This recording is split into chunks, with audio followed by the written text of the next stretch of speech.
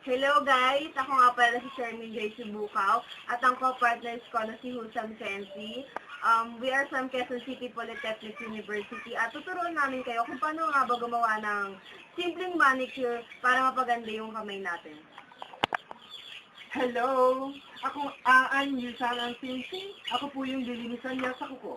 Ito po, ching!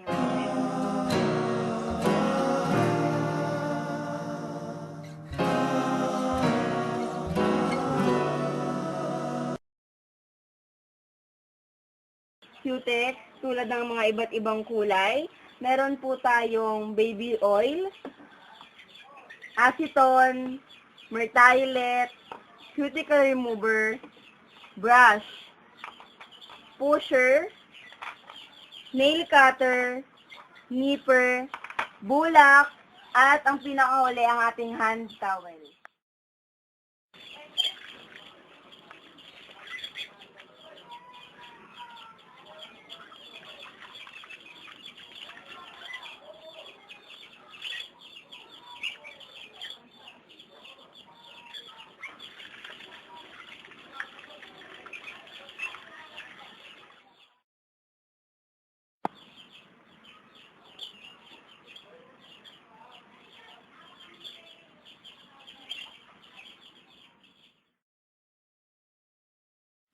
Ayan, at kailangan na natin lagyan siya ng cuticle remover para lumambot ang kanyang mga cuticle.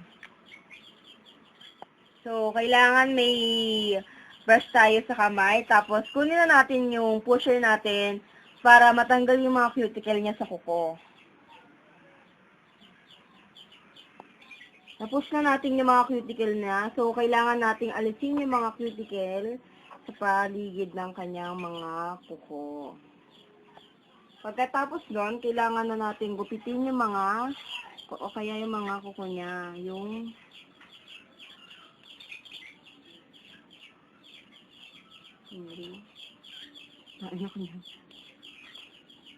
pagkatapos na magupit yung mga kuko niya, isi-shape natin yung nail niya gamit yung emery board. Maraming shape na nails, tulad ng square, oval, but gagawin natin sa kanya yung oval.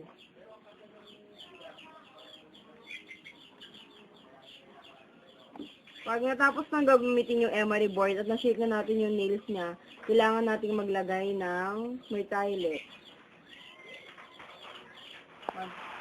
At kailangan natin siyang mabrush, tapos pwede na tayong pumili ng kahit anong cutex na pwedeng ilagay